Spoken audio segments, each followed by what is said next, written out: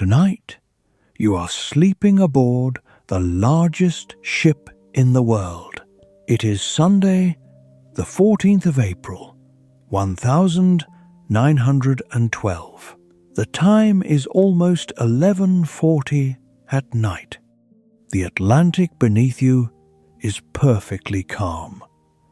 The sky is clear and moonless. The stars are so sharp that they seem close enough to touch. And less than a mile ahead, an iceberg is waiting in the dark. In less than 1 minute, a bell will ring 3 times from the crow's nest. A telephone will sound on the bridge. An officer will turn towards the black horizon, and the final night of Titanic will begin. For now, nothing appears wrong. The ship moves west at more than 20 knots, her bow dividing water so smooth that it offers almost no sound of warning. Her electric windows glow against the darkness. Warm rooms, polished corridors, and quiet cabins travel through the cold as though an entire city has been placed upon the sea. More than 2,000 people are inside that city tonight. Some are already asleep beneath clean sheets. Some are finishing cards, drinks, and conversation. Some are working beside boilers that have not rested since Southampton.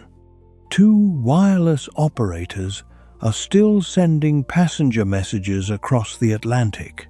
A lookout stands high above the deck, staring into a night without moonlight and without waves breaking against ice. No one aboard can see the whole story at once. The passengers in first class know the warmth of carved wood, thick carpet, and electric light. Families in third class know the narrow passageways leading towards cabins filled with hope for a different life in America. Stewards know doors, names, and routines.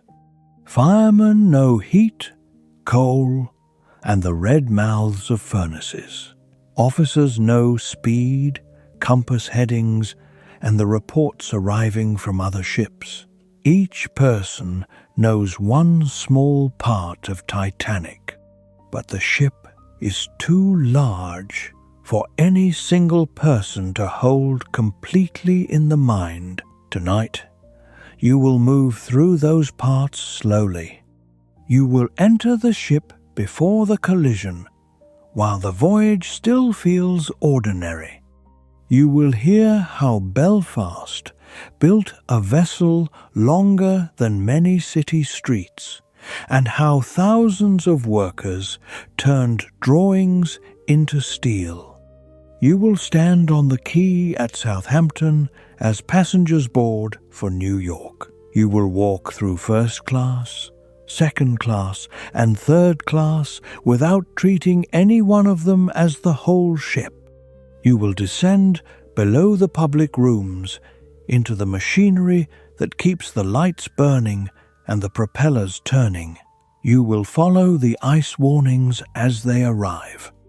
And when the iceberg is finally seen, you will understand why the damage seems so small at first, why the ship remains brightly lit, and why so many people hesitate to believe that they must leave it. There is no need to remember every name. You do not need to hold every time or measurement. The story will carry those things for you.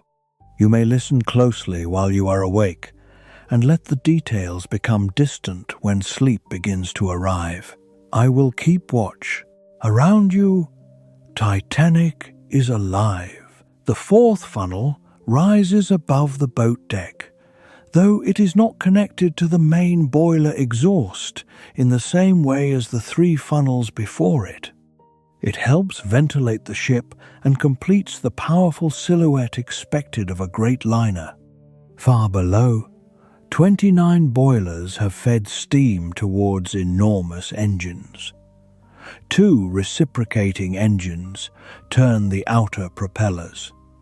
A low-pressure turbine turns the center propeller. Together, they drive a steel hull nearly 900 feet long through the North Atlantic. The scale is difficult to feel from within. A corridor seems like a corridor. A staircase seems like a staircase. Only outside, from a tender or a distant ship, does Titanic reveal her true size. The black hull rises like a wall. Rows of portholes form lines of light. 4 cream and black funnels stand above decks, layered one upon another. A person at the rail becomes a small mark against the steel. Yet scale has created a quiet danger. Because Titanic feels solid, people trust her. Because the lights do not flicker, the night seems controlled. Because the floor remains almost level, the first impact will not feel like the beginning of a disaster. The ship has 16 watertight compartments, separated by 15 transverse bulkheads. Doors low in the hull can be closed from the bridge. Newspapers and company publicity have helped create the idea that the new Olympic-class liners are practically unsinkable. The phrase does not mean that every engineer believes the sea has been defeated. It means that modern design has made a certain kind of accident survivable. Titanic can remain afloat with several compartments flooded, but the protection has limits.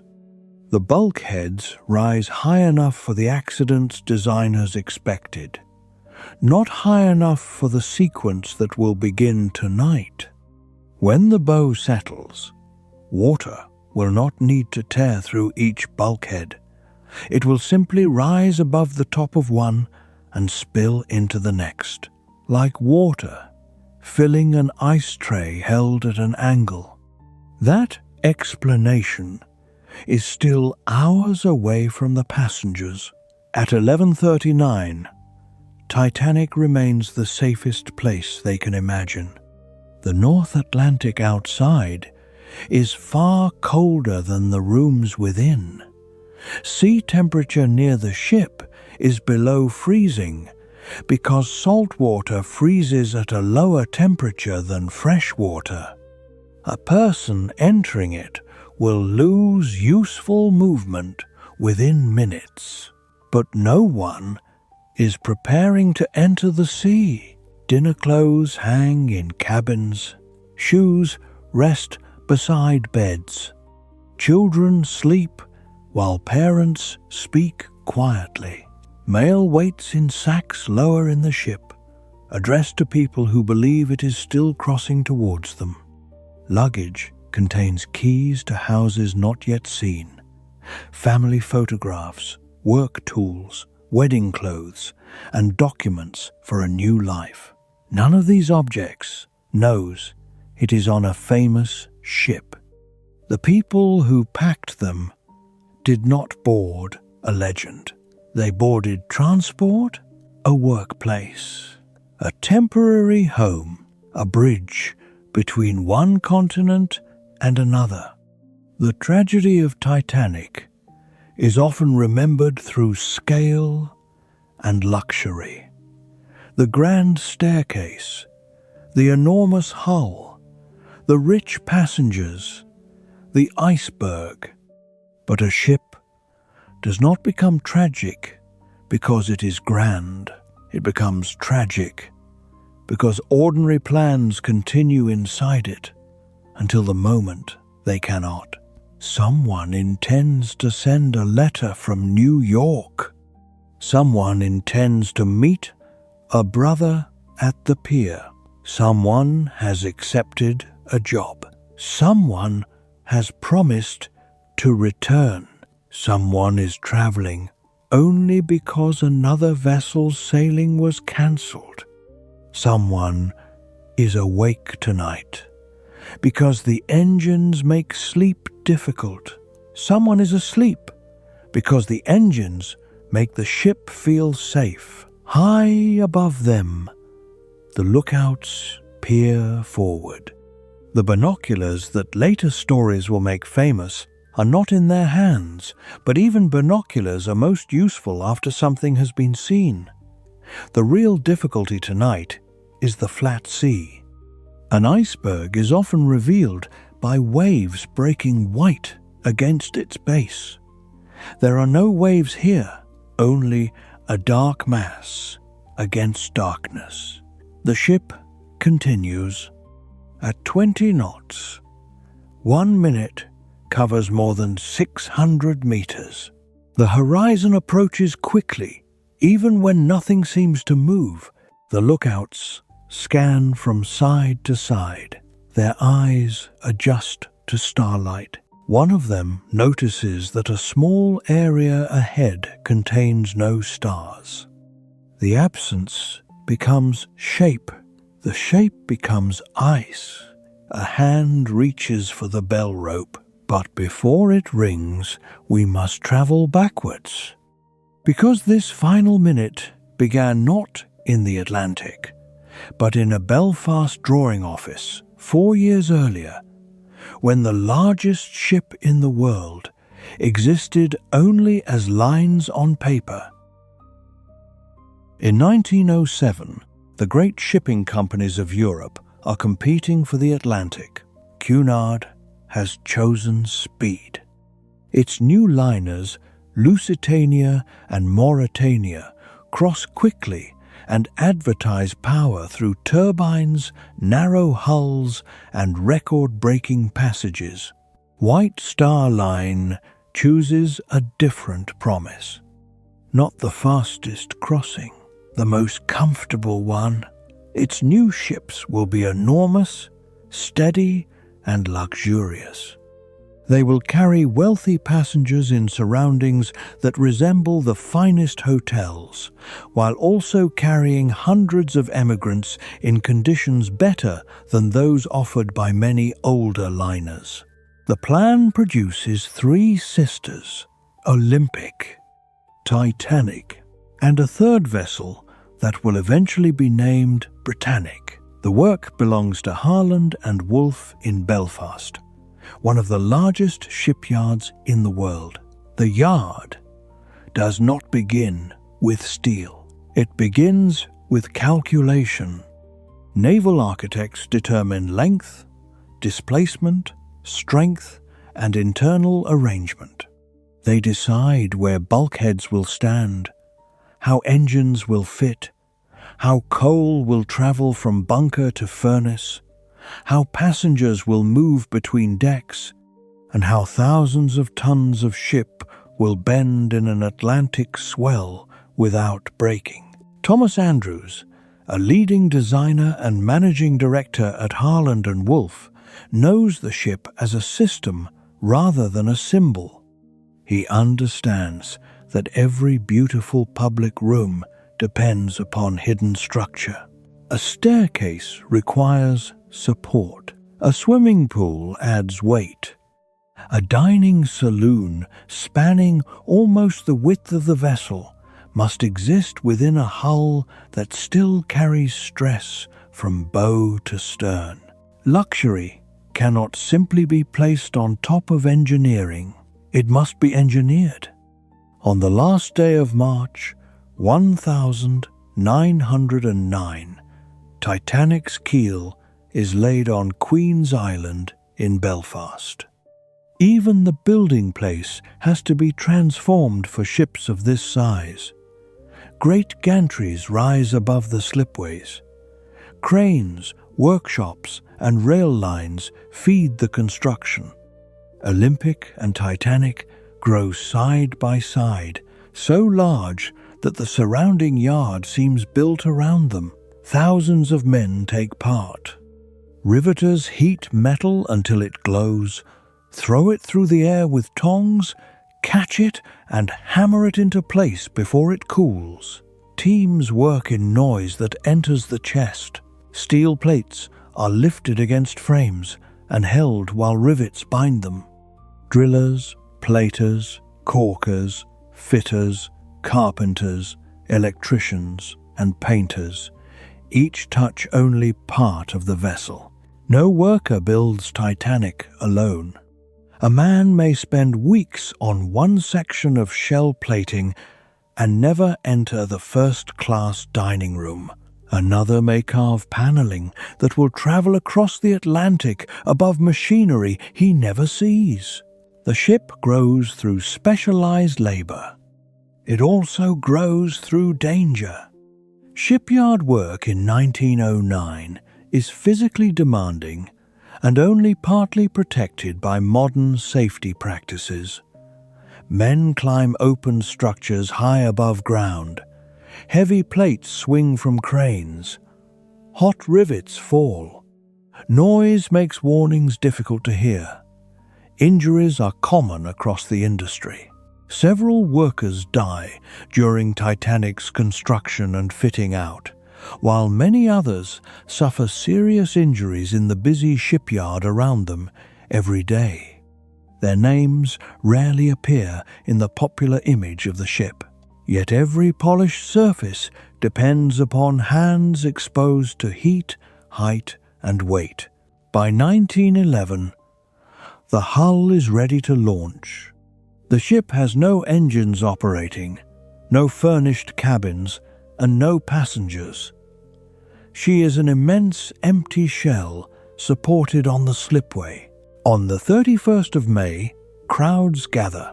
Workers remove the final restraints. Hydraulic rams and gravity begin the movement. The hull slides towards the river Lagan. For a little more than a minute, thousands of tons of steel move from land to water. Chains and anchors slow the ship after she enters the river. There is no dramatic bottle of champagne broken against the bow. Harland and Wolff does not traditionally christen its ships in that way. Titanic enters the water without ceremony, loud enough to match her scale. She is afloat, but far from complete. The next stage is fitting out. Engines, boilers, funnels, electrical systems, cabins, furniture, and miles of wiring must be installed. The empty hull becomes a working environment and then a floating city. Deep inside, 29 boilers are connected to 159 furnaces. Coal will be brought from bunkers by trimmers, shoveled by firemen, and burned continuously. Steam will drive two great four-cylinder reciprocating engines. Exhaust steam will feed a turbine for the central propeller, extracting more energy before the steam returns to water. The machinery is both modern and enormous. Each outer engine is several stories high. Connecting rods rise and fall with a force difficult to imagine from a carpeted deck above. The ship also contains generators producing electricity for lighting, pumps, lifts, ventilation, kitchens, and communications. More than 10,000 electric lamps will make Titanic shine at night. This matters because electricity changes the emotional experience of ocean travel. Older ships could feel dark and uncertain after sunset. Titanic presents light as proof of control. Press a switch, and a cabin glows. Enter a corridor, and darkness retreats. The sea remains outside the glass. The public rooms are designed to make passengers forget machinery entirely. First class receives paneled suites, a reading room, smoking room, reception rooms, a gymnasium, Turkish baths, a squash court, and a swimming bath. The grand staircase descends beneath a glass dome, with oak balustrades and a clock framed by carved figures. Second class is less extravagant but extremely comfortable by contemporary standards. Its library, dining, saloon, and cabins compare favorably with first class on many other vessels. Third class is not luxurious, but it represents an improvement over the open dormitories common in older emigrant ships. Cabins usually hold 2, 4, or more passengers in bunks. There are dining rooms, shared lavatories, and open deck spaces. Families can travel with more dignity than steerage passengers of an earlier generation. The improvements do not erase class division. The ship is organized around it. Separate dining rooms, staircases, promenades, and access routes keep passengers within the world attached to their ticket. A first-class passenger may cross the Atlantic without seeing where a third-class family sleeps. A third-class passenger may know the Great Staircase only as a rumor somewhere above. This separation later becomes part of the disaster, but not in the simple form often repeated. There is no single locked gate holding every third-class passenger below while boats leave. There are barriers required by immigration rules, unfamiliar passageways, language differences, limited instructions, and the physical distance between lower accommodation and the boat deck. A ship can create inequality without one villain turning one key. By early April 1912, Titanic is ready for sea trials. She leaves Belfast on the 2nd of April and spends hours testing engines, steering, stopping, and manoeuvring in Belfast Lough and the Irish Sea. The trials are brief for a vessel so new. Officials approve her. That evening, she sails for Southampton. The workers who built her watch the completed ship leave the place where she was born. Many assume she will return to Belfast only for repairs or alteration after years of service. None knows that the ship has 13 days left. Southampton wakes early on Wednesday, the 10th of April. The docks are already active before most passengers arrive. Coal dust lies in working areas. Porters move luggage. Stewards report aboard. Food, linen, flowers, mail, and last-minute supplies pass through openings in the hull. Titanic's maiden voyage has drawn attention, but the quay is not filled only with celebration.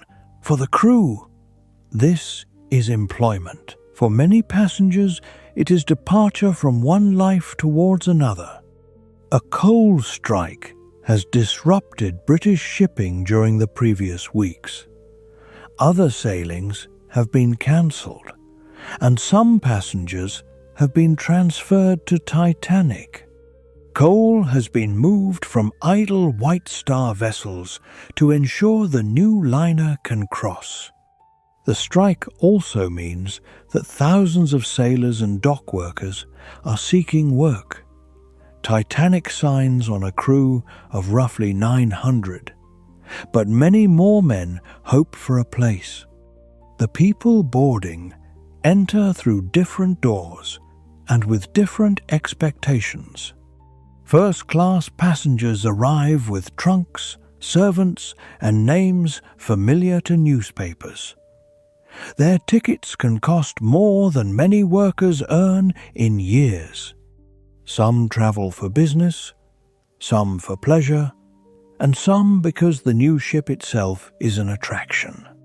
Second-class passengers include teachers, clergy, engineers, tourists, and families with sufficient means for privacy and comfort, but not the elaborate suites above. Third class carries the largest human story. Men, women, and children arrive from Britain, Ireland, Scandinavia, Eastern Europe, the Middle East, and other regions. Some travel alone to join relatives already in North America. Some carry everything the family intends to keep. Some have sold land, tools, or furniture to pay for passage. They are not simply the poor beneath the rich. They are farmers, craftspeople, laborers, mothers, children, and young adults making calculated decisions about migration. The ship's public image belongs to luxury. Much of its purpose belongs to movement. You step onto a covered gangway and pass through an opening in the black hull. The first sensation is not the sea, it is scale. The quay disappears behind you, yet you are still only inside the side of the ship. Corridors lead in several directions. Stairs rise through decks. Crew members direct people towards cabins that may be hundreds of feet apart. A steward learns this geography through repetition. A new passenger learns it through signs, memory, and asking for help. Cabins smell of new paint, wood, cloth, and metal fittings that have not yet absorbed years of use. Drawers open cleanly. Brass shines. Bedding has been prepared by people passengers may never meet. The ship feels new because it is new. Some surfaces have existed for only weeks. At noon, whistles sound, lines are released. Tugs assist the liner away from the berth. Titanic begins moving down Southampton water. Passengers gather at rails to wave. On shore, families and workers become smaller. For third-class emigrants, this may be the last clear view of Britain or Europe they ever expect to have. Then, the first warning of Titanic's power appears before the ship has even reached open sea. Two smaller liners, New York and Oceanic, lie moored nearby. As Titanic passes, the movement of her vast hull displaces water and creates powerful suction. New York's mooring lines strain and snap. The smaller ship begins to swing towards Titanic. People on deck watch the gap close. Tugs respond. Titanic's engines are reversed. For several minutes, the maiden voyage seems close to ending in a collision inside the harbor. The ships pass within only a few feet of one another. No impact occurs. To many aboard, the incident becomes exciting proof of Titanic's size. To experienced sailors, it is a reminder that a large ship creates forces beyond what passengers can see. The delay lasts about an hour. Then Titanic continues. By evening, she reaches Cherbourg in France, where harbor depth prevents her from docking directly. Two tenders, Nomadic and Traffic, carry passengers and baggage out to the liner. Lights move across the water. New passengers climb aboard beneath the enormous side. Among them are wealthy Americans returning home, European travelers and families continuing west. Titanic departs again and reaches Queenstown, now Cobh, on the southern coast of Ireland, late the following morning.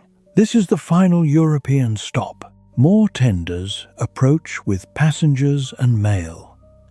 A small number leave after traveling only part of the route. A photographer captures some of the last images of Titanic afloat. At about 1:30 in the afternoon on the 11th of April, the tenders pull away. The Irish coast begins to recede. there will be no more scheduled stops before New York. The passengers settle into the long Atlantic crossing, and somewhere in the west, ice is already moving south. The first full day in the Atlantic begins without drama. That is important. Disaster stories often move too quickly towards the moment everyone remembers. Real voyages are made from ordinary hours. Meals, walks, work, conversation and sleep create the trust that later makes emergency difficult to accept. Titanic travels west through moderate seas. Her passengers begin learning the rhythm of the ship. Breakfast appears at expected times. Notices are posted. Stewards answer bells. Children discover which corridors lead to open decks. Card games begin between people who did not know one another in Southampton. The ship is not silent, but its sounds become background. A low vibration passes through floors and furniture. Dishes make small movements in their racks. Ventilators breathe. Far below, engines repeat their heavy cycle. The propellers turn in water no passenger can see. Once the body accepts these sounds, they become reassuring. The absence of vibration would feel more alarming than the vibration itself. In first class, morning may begin with tea delivered to a cabin, followed by a bath prepared with fresh water or seawater. Passengers walk the promenade beneath enclosed sections designed to protect them from wind. The gymnasium offers mechanical equipment that seems futuristic. An electric camel, an electric horse, rowing machines, and stationary bicycles. The swimming bath sits below deck, filled with heated salt water. The Turkish baths offer decorated rooms, warm air, and electric treatment devices. These are not necessary features of transport. They are part of White Star's promise that crossing the Atlantic need not feel like enduring the sea. Meals reinforce that promise. The first-class dining saloon is vast, able to hold hundreds beneath white-painted paneling and electric lights. Men and women dress according to social expectations. Courses arrive through an organization of cooks, bakers, scullions, waiters, and storekeepers working out of sight. Food has been loaded in quantities suitable for a floating hotel. Meat, poultry, fish, vegetables, fruit, bread, tea, coffee, wine, and thousands of eggs must remain organized through the voyage. Cold rooms preserve perishables. Galleys operate beside heat. Knives, steam, and constant timing. A passenger sees a plate. The crew sees a supply chain moving through narrow service passages.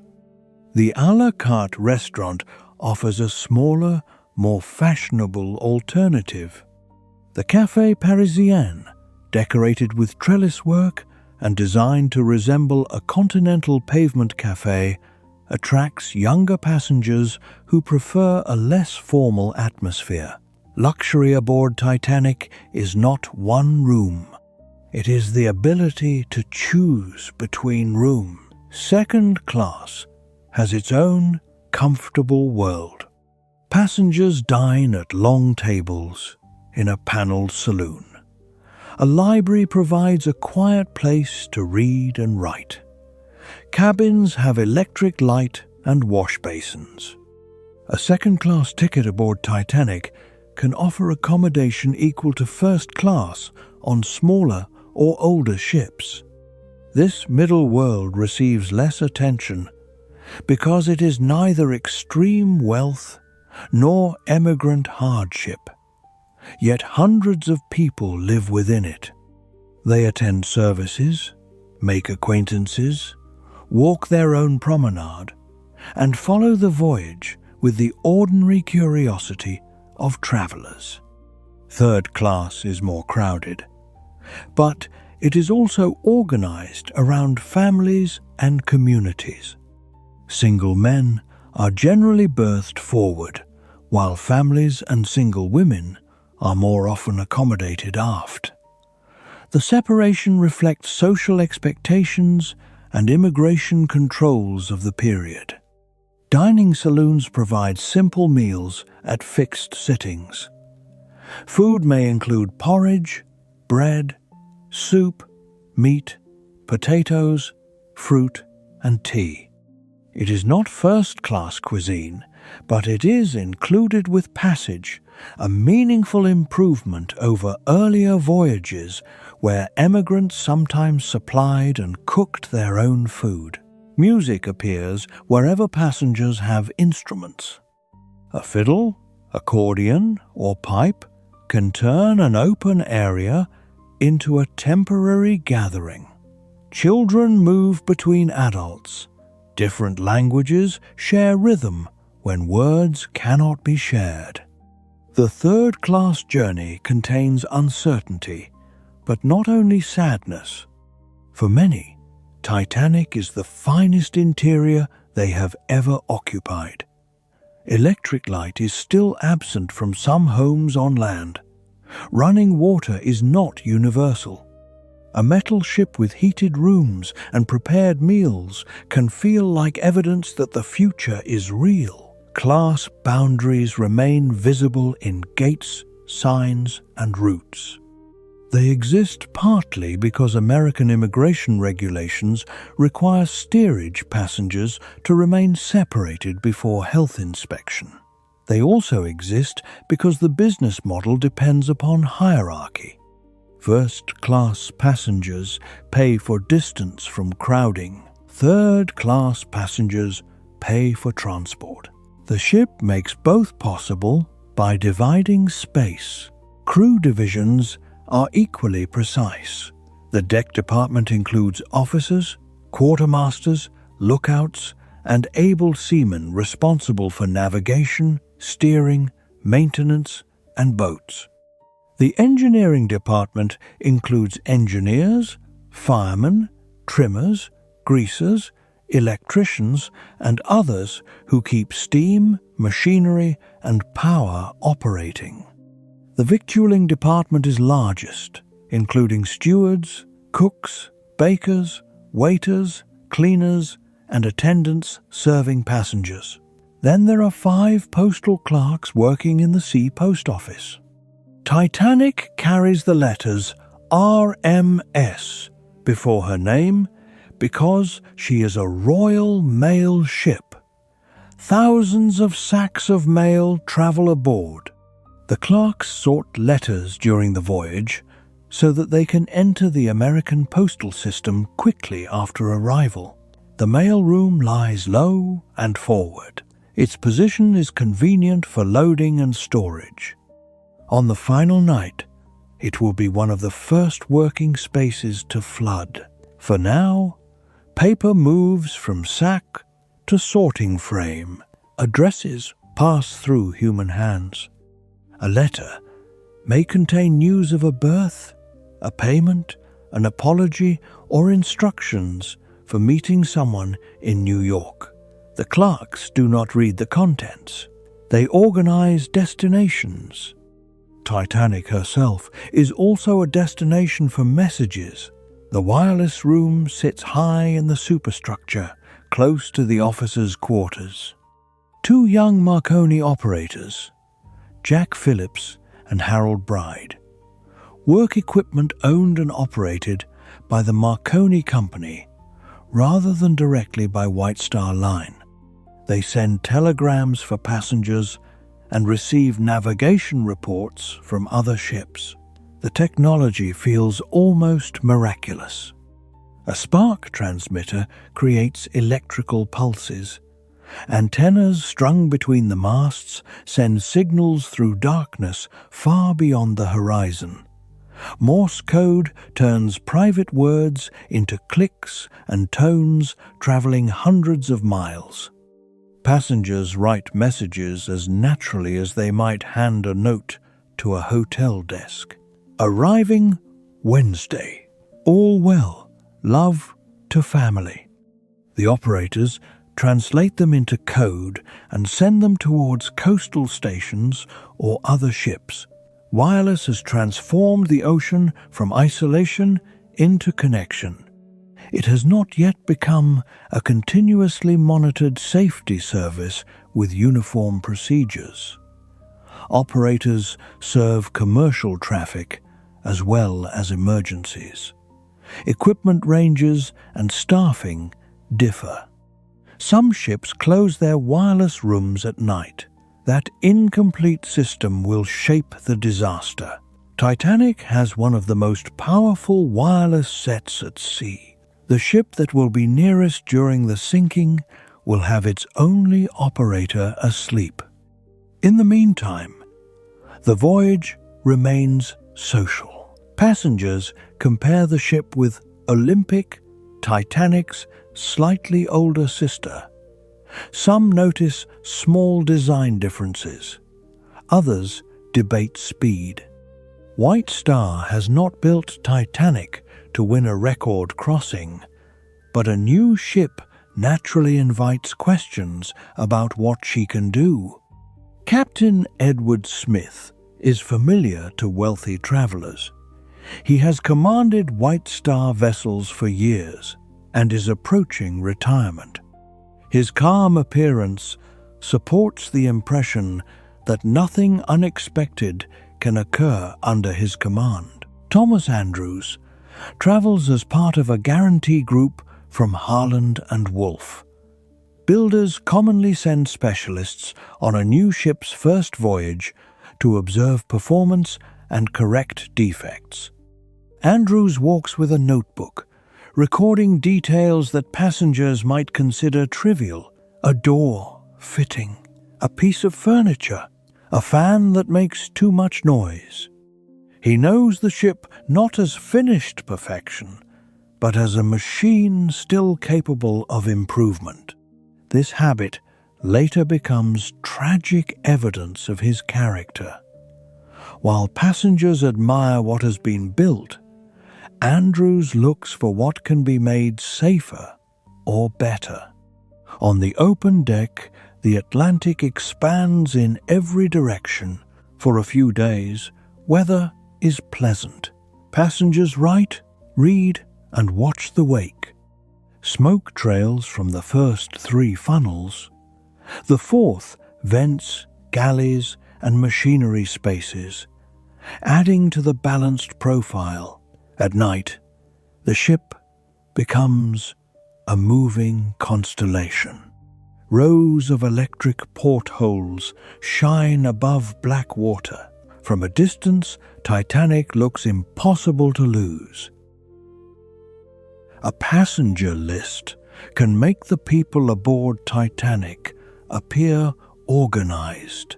Name, age, class, occupation, port of embarkation, destination. But the lines conceal the reason each person has crossed the gangway.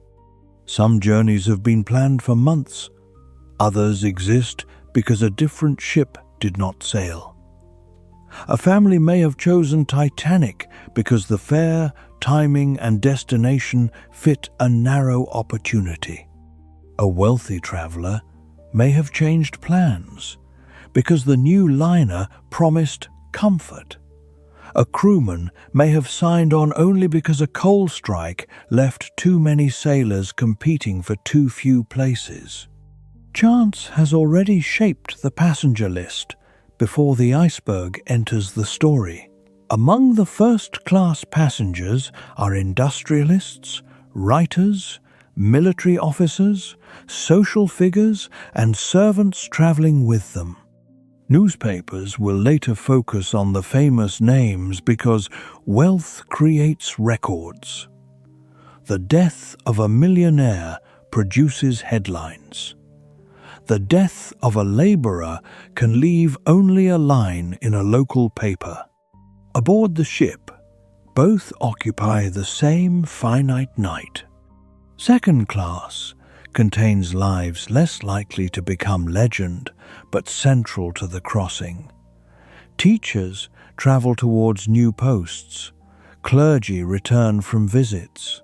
Shopkeepers, engineers, and families move between continents. Their cabins are comfortable enough to create confidence and ordinary enough to feel temporary. Third class carries communities in motion. A group from one village may travel together because one relative has written home describing work in America. A family from the Middle East may carry food prepared for familiar tastes and documents written in languages most crew members cannot read. Scandinavian passengers compare routes towards farms and towns already reached by brothers or cousins. The United States is not an abstract dream.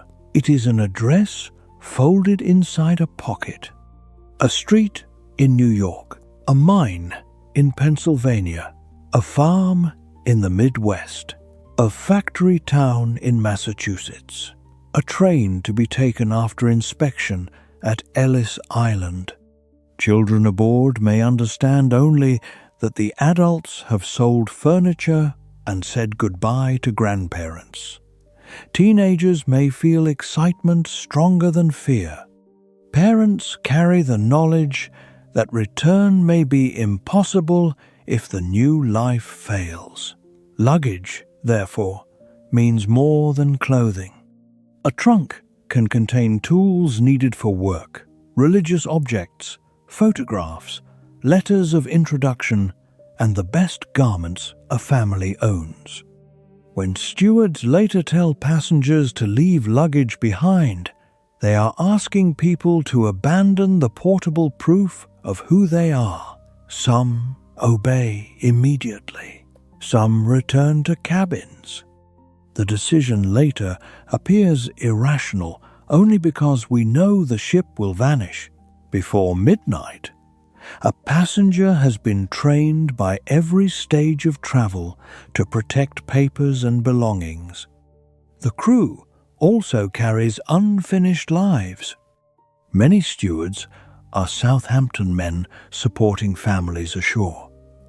The engineering department includes workers who have joined for wages, experience, or the prestige of serving on the new liner. Musicians are employed through an agency rather than directly in the same manner as ship's crew, a technical distinction that will later affect how their families seek compensation. Postal clerks consider themselves guardians of the mail. Wireless operators belong to Marconi. Restaurant staff in the a la carte section work under a separate contractor. Titanic is one ship containing several employers, chains of command, and legal categories. During normal life, these differences concern wages and duties. During evacuation, they affect who receives orders, who understands authority, and whose name appears on which official list. There are also people who almost boarded and did not. Illness changes plans. Business delays departure. A family chooses another route. Lord Pirrie, closely involved in the Olympic-class project, intends to travel but remains home because of poor health. Others leave the ship at Cherbourg or Queenstown after a short passage. Their absence will later be called luck. Luck is simply a name given after the outcome is known. For those aboard on Sunday night, the voyage still contains thousands of ordinary futures. The ship's greatness is measured in tons and feet, Its true cargo is intention. The public ship ends at doors marked for crew. Beyond them, Titanic becomes industrial. You descend. Carpet gives way to painted steel and bare deck plates. Air grows warmer. The hum of ventilation becomes louder. Pipes run overhead and along bulkheads. Instructions are painted where passengers will never read them. Lower still, the temperature rises sharply. The boiler rooms occupy a great portion of the ship's length. Each contains furnaces lined in rows, their iron doors opening onto fire. Men shovel coal into red heat while the floor moves beneath them. A furnace does not consume coal politely. Titanic may burn hundreds of tons in a day. Coal has to be moved from bunkers towards the boilers continuously. Trimmers work inside dusty spaces, breaking down piles and carrying coal where firemen need it. Their labor also helps control balance, because thousands of tons stored unevenly could affect the ship's list. Coal dust enters skin, hair, and lungs. The work is performed in watches. Men come off duty blackened and exhausted, wash, eat, and sleep in crew accommodation far removed from first-class luxury. When a furnace door opens, heat strikes the body. A fireman plants his feet, swings a shovel, and feeds a machine large enough to contain his entire working world. The boiler converts water into steam under pressure. Steam travels through pipes towards the engines. Every joint, valve, and gauge matters. A leak can scald. A pressure failure can destroy machinery. Water levels must be watched, because a boiler allowed to run dry can become catastrophic. Engineers supervise the system. Greasers maintain moving parts. Leading firemen organize teams. The engine room is cooler than the furnace fronts, but louder in a different way. Two immense reciprocating engines occupy the space like architecture in motion. Pistons drive connecting rods. Crankshafts turn. The repeated movement is smooth, only because hundreds of components remain aligned while the hull flexes at sea. The center turbine spins differently, using low-pressure steam exhausted from the reciprocating engines. It is efficient when traveling ahead, but cannot reverse. When officers order the engines astern, the central propeller stops while the outer engines reverse. This detail will matter during the collision maneuver, though not in the simple way sometimes imagined. Titanic is large, moving quickly and close to the obstacle before it is seen. No engine order can erase momentum instantly. Farther aft, the three propeller shafts carry power through tunnels towards the stern. The outer propellers turn beside the central one. Their movement produces vibration felt through aft cabins, especially in third class. Passengers living near the stern know the engines through their bodies. When speed changes, they may notice before anyone announces it. Below the waterline, Titanic's hull is divided into 16 major compartments. 15 watertight bulkheads cross the ship from side to side. Doors between certain spaces can close electrically from the bridge, dropping by gravity and hydraulic control. They can also be operated locally. The system is advanced. It is not magical. The bulkheads are watertight horizontally but do not form sealed boxes all the way to the upper decks. Above their tops, open corridors and spaces continue through the ship. Designers expect damage from collision at the bow or side involving a limited number of compartments. Titanic can survive the first 4 forward compartments flooding. She can survive different combinations elsewhere. She cannot survive the forward 5 or 6 opening to the sea in the pattern the iceberg creates. This is not because one long gash will slice the hull like a knife. Modern understanding suggests a series of openings, buckled plates, and separated seams along the starboard bow. The total area may be surprisingly small compared with the ship's size, but it is distributed across too many compartments. The ocean does not need a dramatic wound. It needs enough separate doors into the hull. Pumps can remove ordinary leakage and some flooding. They cannot keep pace with the flow that begins after 1140. The lower ship also contains the hidden infrastructure of comfort. Fresh water is stored and pumped.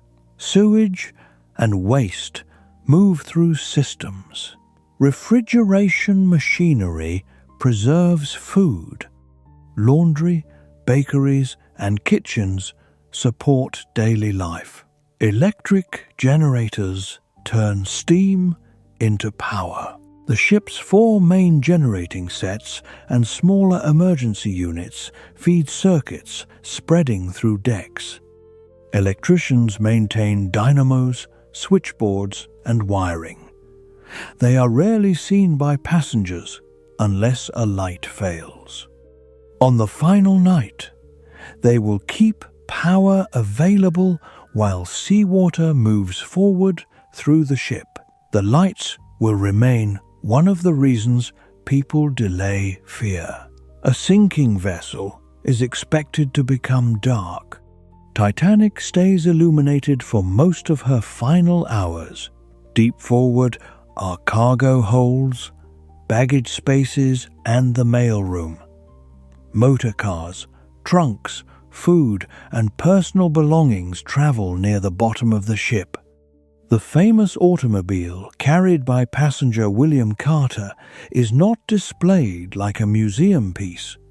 It is cargo amongst cargo. The mail clerks work close to one of the first compartments that will fill.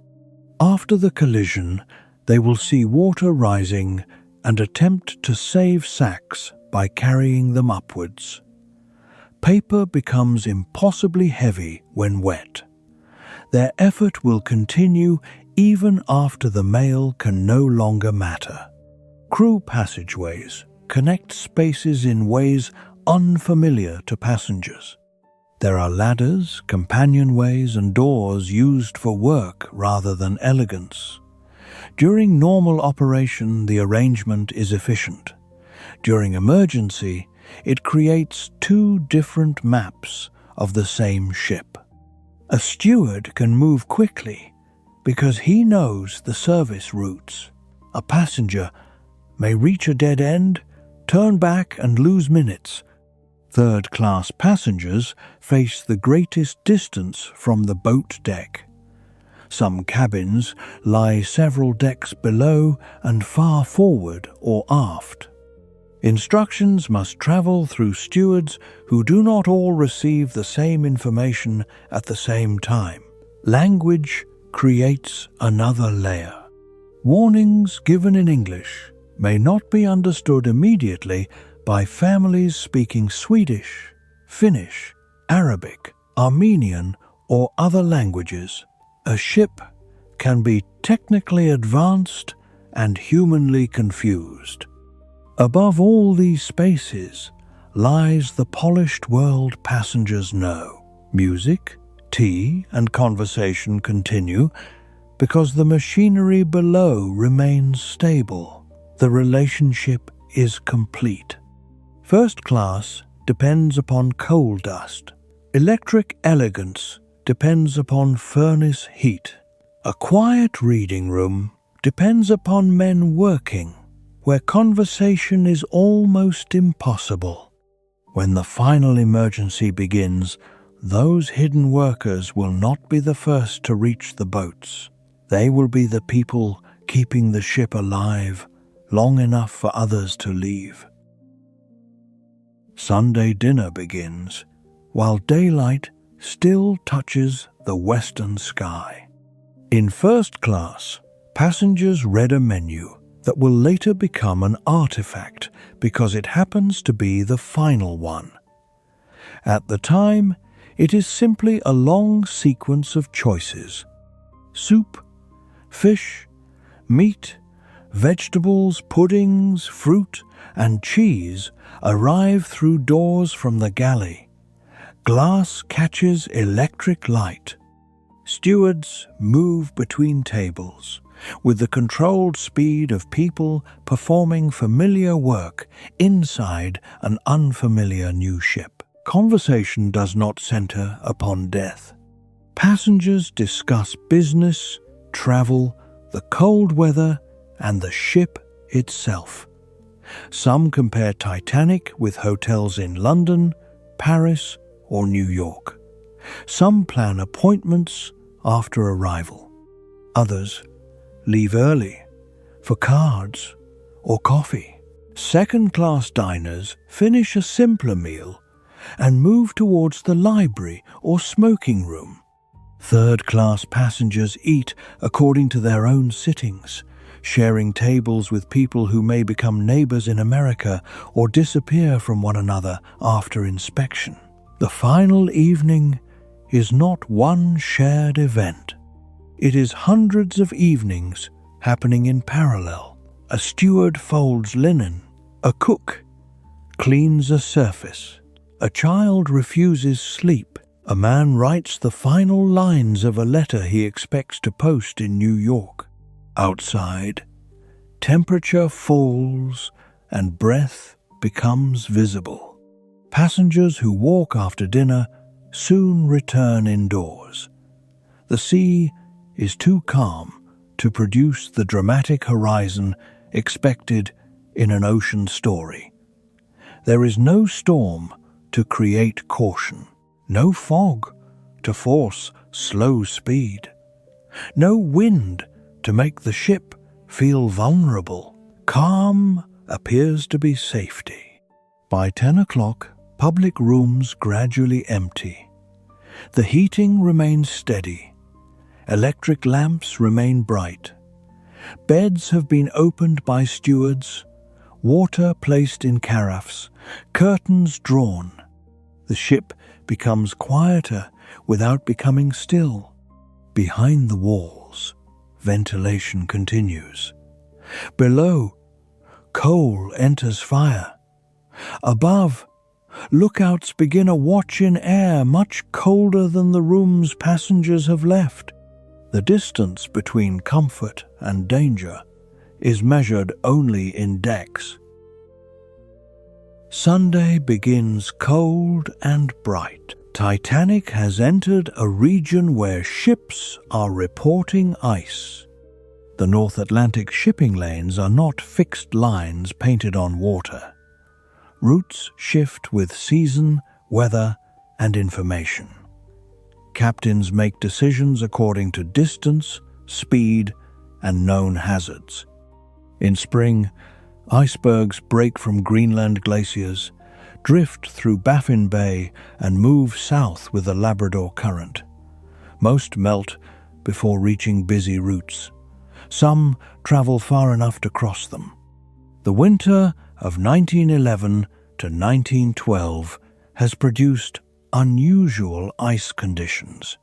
Ships report bergs and broad fields of pack ice farther south than expected. The warnings reaching Titanic are not secret. They are part of normal maritime communication. At around 9 in the morning, the Coronia sends a message reporting ice growlers and field ice ahead. Captain Smith receives it and posts the information in the chart room. Later, the Baltic reports large quantities of field ice and several bergs. Smith shows the message to J. Bruce Ismay, chairman of White Star Line, who is traveling as a passenger. The piece of paper later becomes controversial because Ismay keeps it for a time before returning it. Some passengers see him with an ice warning. After the disaster, every ordinary action will be examined for proof of pressure, pride, or negligence. The evidence does not support a simple scene in which Ismay orders Captain Smith to race through ice. It does show a culture comfortable with maintaining speed in clear weather until danger is directly observed. That practice is not unique to Titanic. Many captains of the era rely upon lookouts and expect to alter course when ice appears. The assumption has worked often enough to feel reasonable. The sea is clear during the day. Visibility is good. Titanic continues at roughly 22 knots, close to her normal high cruising speed. No scheduled speed record is being attempted, though the ship may have increased speed gradually as more boilers are brought online. Passengers attend religious services. Captain Smith leads worship in the first-class dining saloon. Second- and third-class passengers hold their own services. Hymns rise within a ship, moving towards the position described by wireless messages. The contrast feels symbolic only because we know the ending. To people aboard, Sunday worship at sea is ordinary, lunch follows. People walk the decks in heavy coats. Children play. The temperature falls as afternoon passes. In the wireless room, the equipment fails for several hours during the previous night and early morning. Phillips and Bride repair it, though standard procedure might have required them to leave the set closed for a Marconi technician ashore. Their success restores communication, but it also creates a backlog of passenger telegrams. By Sunday evening, Phillips is working rapidly to send messages through Cape Race, Newfoundland. This commercial traffic matters to passengers and to the Marconi Company. Ice reports arrive into the same stream of signals. Some are taken to the bridge, some are heard, but not delivered immediately. At about 1:30 in the afternoon, the America sends a warning through Titanic to a shore station reporting ice. Around 7:30, the Californian reports 3 large bergs. That message reaches the bridge. At about 9:40, the Mesaba sends a detailed warning describing heavy pack ice and many large icebergs directly in Titanic's path. Phillips acknowledges the signal. The message does not reach the bridge. He is under pressure from the passenger backlog and may not recognize its full navigational importance because it is not marked with the highest service prefix, requiring delivery to the captain. The missed warning is significant. It is not the only cause. Titanic's officers already know ice lies ahead. The more important question is how that knowledge is translated into action. Captain Smith changes course slightly southward during the evening, following the customary track used to avoid reported ice. He does not reduce speed substantially. The air grows colder. By 9 o'clock, the temperature is near freezing. Officers discuss the possibility of ice. The carpenter is asked to watch fresh water supplies that may freeze. Lookouts are told to remain alert. The sea becomes extraordinarily calm. This is beautiful to passengers. It is dangerous to lookouts. Waves create movement and white foam at the base of icebergs. A glass-like surface removes that outline. Moonlight can make ice glow. There is no moon. Only stars cover the sky. At 10 o'clock, the watch changes. First Officer William Murdoch takes the bridge. Lookouts Frederick Fleet and Reginald Lee climb into the crow's nest. Second Officer Charles Lightoller leaves instructions to watch carefully for ice before going below. Captain Smith visits the bridge and speaks with Lightoller before retiring. The ship remains on course. At 10:55, the Californian sits stopped in pack ice less than 20 miles away, though the exact distance will later be debated. Its wireless operator, Cyril Evans, calls Titanic to report that his ship is stopped and surrounded by ice. Because Californian is close, the signal enters Phillips's headphones with overwhelming volume. Phillips is working cape race. He responds sharply, telling Evans to keep out because he is busy. The words become famous after the disaster. They sound cruel when removed from working context. In the wireless room, they are the irritated response of one operator whose transmission has been interrupted by another using the same wavelength. Evans listens for a short time, then switches off and goes to bed. Californian now has no one hearing wireless. Titanic continues towards the ice. At 11, most first-class public rooms begin to empty. Stewards turn down beds. Card games continue in the smoking room. Some passengers remain in the lounge or write letters. Second class quietens. In third class, families settle into cabins, while groups of young men remain awake, talking or playing music. The boilers continue burning. The mail clerks continue sorting. The wireless key continues clicking. At 11:35, the bridge is calm. Quartermaster Robert Hitchens stands at the wheel. The ship follows the ordered course. Murdoch watches ahead. At 11:39, Fleet sees a dark shape where stars should be. He strikes the crow's nest bell 3 times. Then he lifts the telephone. The bridge answers. Iceberg, right ahead. You are only listening tonight. This already happened many years ago, and nothing in it can reach you now. The warning travels from the crow's nest to the bridge in seconds. Murdoch turns towards the windows.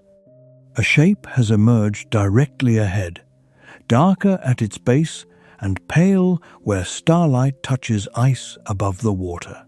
There is no time for a long discussion. He orders the helm over. Engine telegraphs move. The men in the engine room receive commands without knowing what stands ahead. The outer engines begin responding, but a ship of Titanic's mass cannot stop or turn like a small vessel. Momentum carries more than 50,000 tons forward. Hitchens spins the wheel. The steering engine pulls the rudder. Titanic's bow begins to move left to port. For several seconds, the maneuver appears as though it may succeed. The iceberg shifts across the view from center towards the starboard side. Fleet and Lee watch it approach beneath them. The bow clears the visible face. Then the submerged ice meets the hull. The collision begins at about 11:40. It does not sound the way later imagination expects. There is no explosion. No single blow throws every passenger from bed. The contact lasts only seconds and produces different sensations in different parts of the ship. Forward, there is a grinding, tearing vibration beneath the floor. Metal shudders. Loose objects move.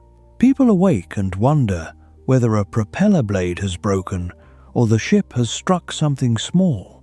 Farther aft, many feel almost nothing. A first-class passenger may notice a faint tremor and watch water in a glass move. A third-class passenger near the bow may hear the hull itself being forced inward. Firemen in the forward boiler rooms feel impact through steel beneath their boots. On open decks, pieces of ice fall from the berg and scatter across the well deck. Some passengers later handle them, laughing or carrying fragments like souvenirs. The visible iceberg passes down the starboard side and disappears behind the ship. Titanic comes to a stop. The engines fall quiet. For the first time since Southampton, the continuous vibration changes. That absence wakes people who slept through the contact. The bridge acts quickly. Watertight doors close below, separating boiler rooms and other compartments. The order can be given electrically, but men remain within spaces that still need escape routes.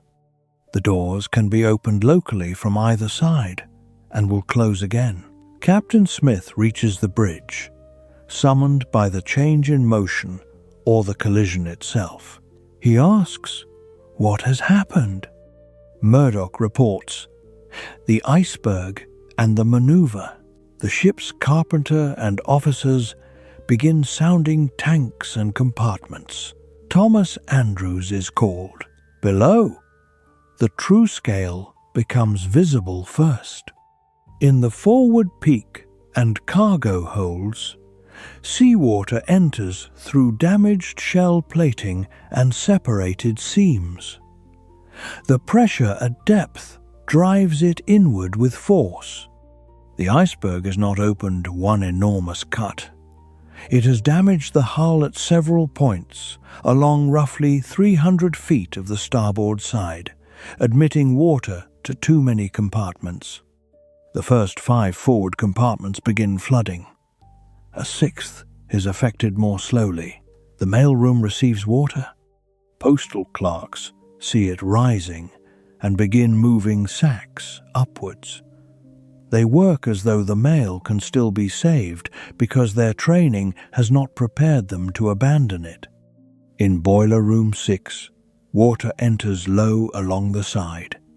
Firemen and engineers confront a moving wall across the plates. They close furnace dampers and work to draw fires before cold seawater reaches hot boilers, where sudden cooling could damage steel or create dangerous steam. Pumps start. Men retreat as water rises. Boiler Room 5, separated by a bulkhead, remains mostly dry at first, but a coal bunker fire has been burning there since before departure. Such fires are not unusual in coal-fired ships. Men have been digging burning coal out and feeding it into furnaces. Later theories will claim the fire doomed Titanic by weakening the hull, but evidence does not support it as the primary cause of the sinking. The iceberg has already provided more than enough damage. Passengers begin opening cabin doors. Stewards reassure them. The ship is stopped only briefly, they say. Return inside. There is no general alarm yet. No one wants hundreds of people rushing through corridors before officers understand the situation. On the boat deck, the iceberg is already invisible. The night appears exactly as it did before, except that Titanic no longer moves through it. The danger cannot be seen from above. This is one reason disbelief lasts so long. A ship that looks level, lit, and solid does not feel like a sinking ship. Andrews descends with Captain Smith or moves through the damaged areas with shipyard knowledge no officer can match. He examines water levels, bulkhead positions, and the ship's slight forward trim. He understands the geometry rapidly. The first compartments can fill while Titanic remains afloat. But as their weight pulls the bow down, the waterline will rise against the bulkheads.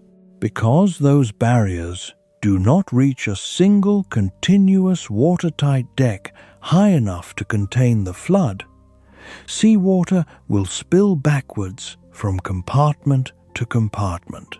The pumps may delay the process. They cannot stop it. The ship will sink. The calculation is not theatrical.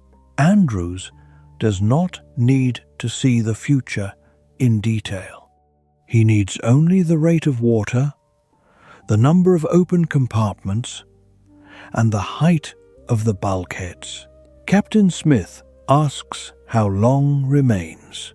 The answer is perhaps an hour, perhaps an hour and a half. Titanic will remain afloat for about 2 hours and 40 minutes after the collision, but no one can know that precisely at midnight. The estimate is still a death sentence. There are more than 2,000 people aboard. The lifeboats can hold only 1,178 if every place is used. Even perfect evacuation cannot save everyone. Evacuation will not be perfect. None of this requires you to stay awake.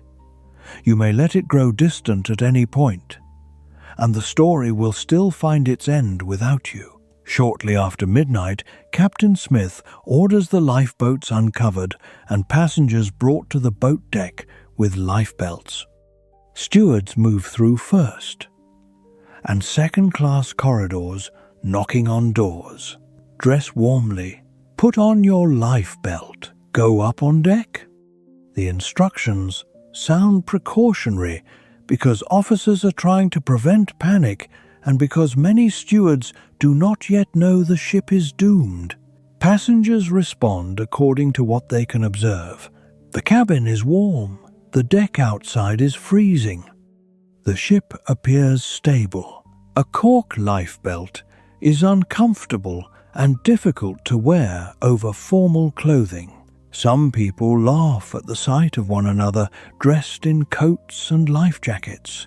Others refuse to leave beds. A few understand immediately that officers would not awaken the entire ship without reason. Third-class stewards begin the more difficult task of gathering passengers across a larger and more confusing area. Some doors are opened, some groups are directed towards common spaces, and some passengers receive incomplete or delayed instructions. Barriers used to control movement between classes and immigration areas complicate routes. Crew members begin opening gates, but access is not uniform. People follow one another towards staircases, find paths blocked or crowded, and search for alternatives. No single command reaches everyone at once. On the boat deck, seamen swing davits out and remove covers.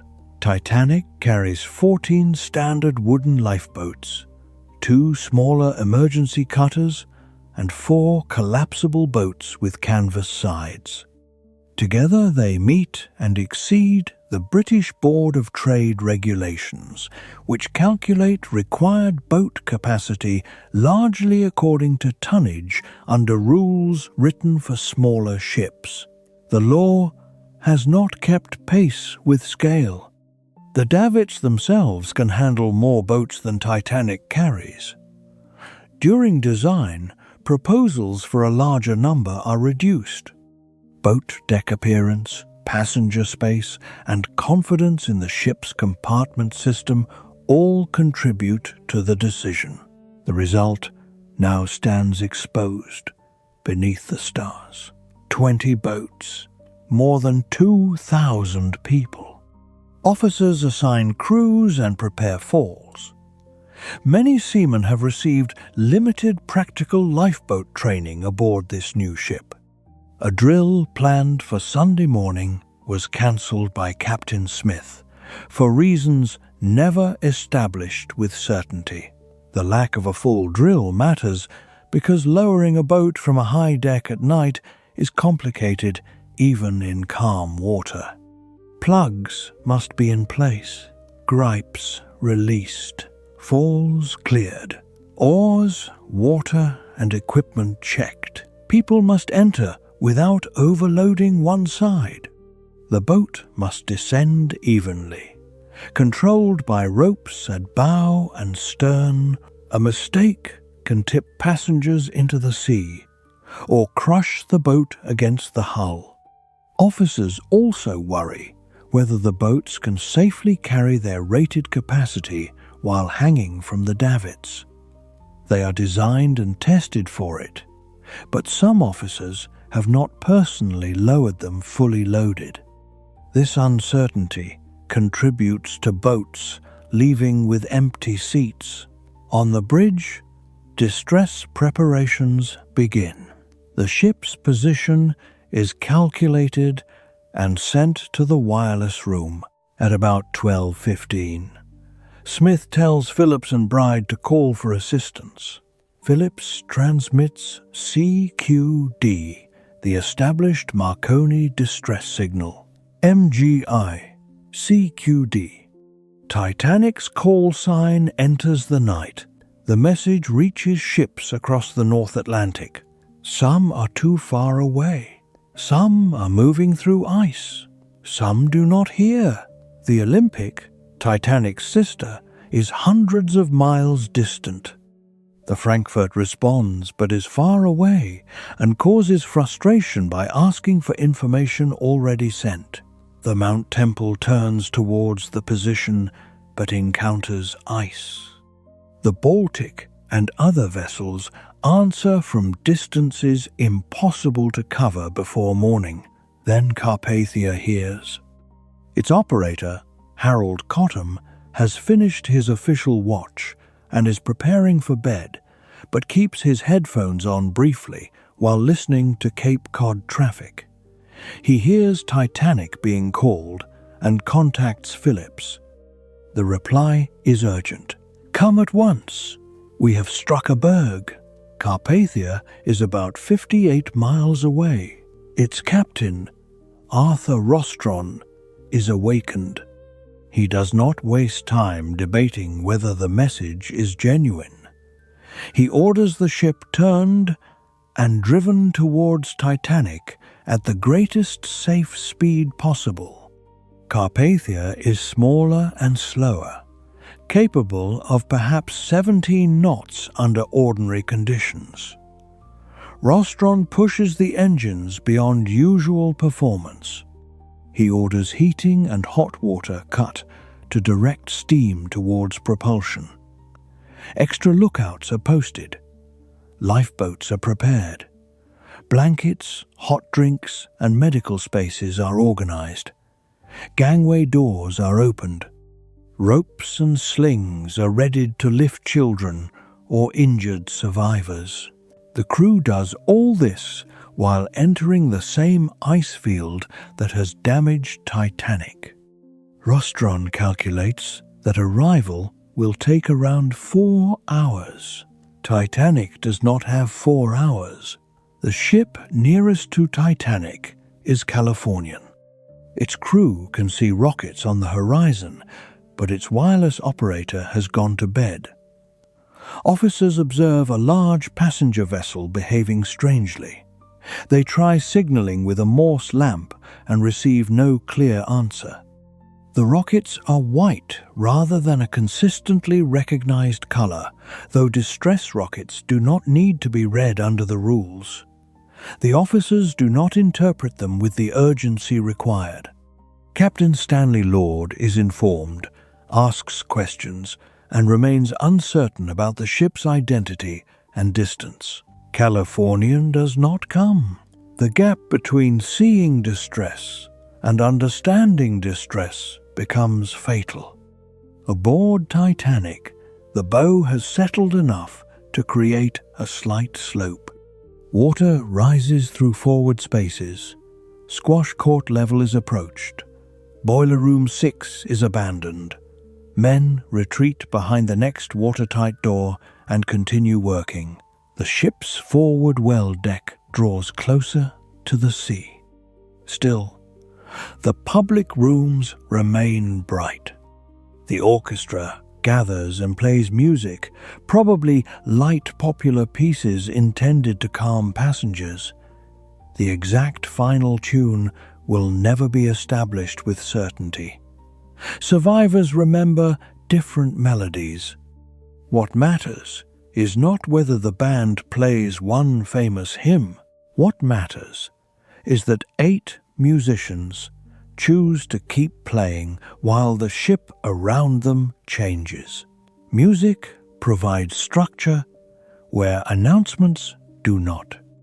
A familiar waltz tells people that society still exists. The notes move into air colder than the rooms they came from. I am still here with you. This is only a story now, told slowly, and you are safe wherever you are lying. The rockets fired from Titanic rise one at a time. A white light climbs above the funnels, bursts and falls slowly through the dark. On the boat deck, the signal appears unmistakable. A great ship has stopped in the North Atlantic and is calling for help. On Californian, the same rocket becomes a question. Officers watch from a vessel surrounded by ice. They see another ship several miles away, though estimates of distance vary. Its lights seem unusual. At times, it appears to sit low or change position. A Morse lamp sends signals, but no clear reply returns. The rules of the sea already recognize rockets fired at short intervals as distress. Yet human interpretation enters between rule and action. Could the lights belong to company signals? Could the other vessel be much smaller and closer than it appears? Why has it not answered the lamp? Why has it not called by wireless? The last question would be answered immediately if Californian's operator were awake. He is sleeping only a short distance away. No bridge officer wakes him until morning. This is not one dramatic refusal to rescue people known to be dying. It is a chain of uncertainty repeatedly resolved in the safer direction. The unknown ship is probably not in serious trouble. The rockets probably do not mean what they seem to mean.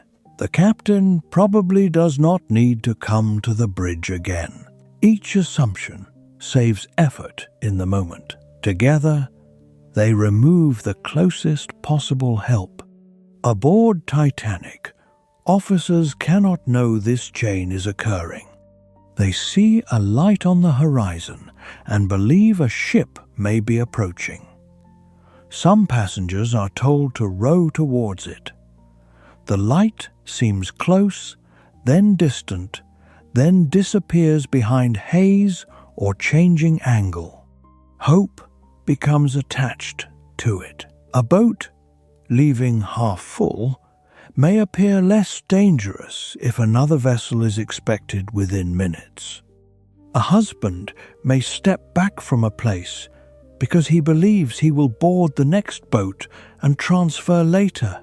An officer may focus upon launching rather than filling every seat because rescue seems near. The distant light never comes. This is how incomplete information shapes the boat deck. No one acts with the full story that history will later assemble. Lightoller does not know exactly how Murdoch is interpreting women and children on the opposite side. Stewards below do not know how many boats remain. Third-class families do not know which staircase offers the fastest route. Wireless operators do not know Californian has switched off. Carpathia does not know whether Titanic can remain afloat until arrival. People make decisions inside small circles of knowledge.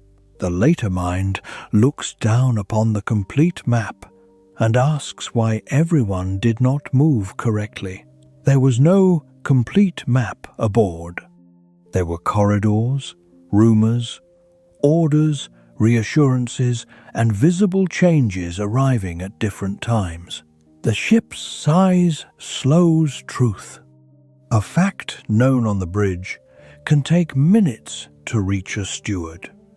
A warning given in first class may never reach a cabin aft in the same form.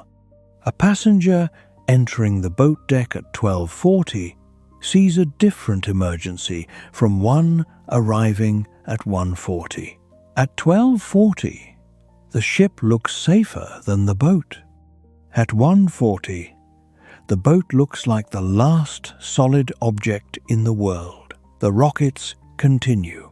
Each burst illuminates smoke, rigging, and white-painted structures for a moment. Then darkness returns. Far away, Carpathia drives towards the coordinates. Nearby, Californian waits for morning. Between them, Titanic lowers another boat. You do not need to hold on to every boat or every name.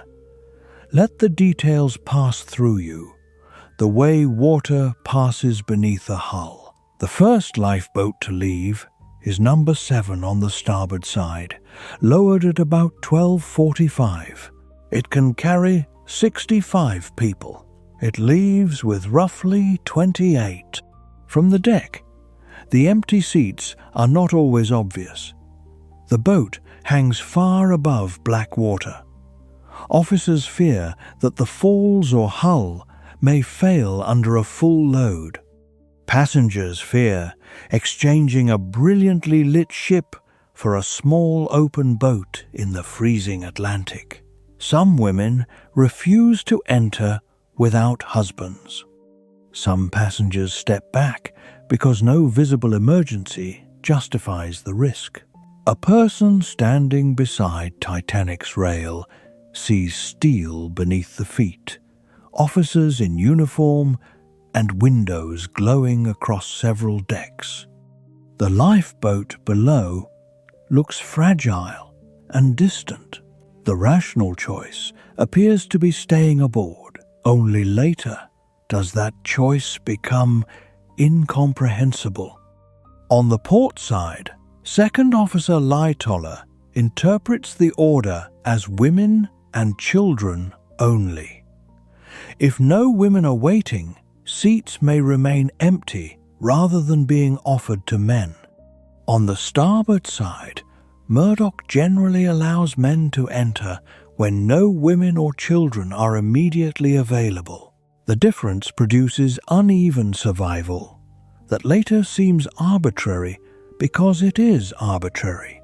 A man's chance can depend upon which side of the boat deck he reaches. Boat number 6 leaves port with fewer than 30 people despite room for more. Margaret Brown, later made famous as the unsinkable Molly Brown, is aboard. Quartermaster Hitchens commands the boat. Lookout Frederick Fleet, who saw the iceberg, also enters. They descend beside the hull and pull away. From water level, Titanic looks even larger. Rows of lights rise like a city hillside. The bow sits lower than the stern, but the angle remains modest. People along the rail are small silhouettes. The boats are told to remain nearby and possibly return for more passengers. Most do not come back while the ship is still afloat. Crews fear suction, falling debris, panic, and being overwhelmed.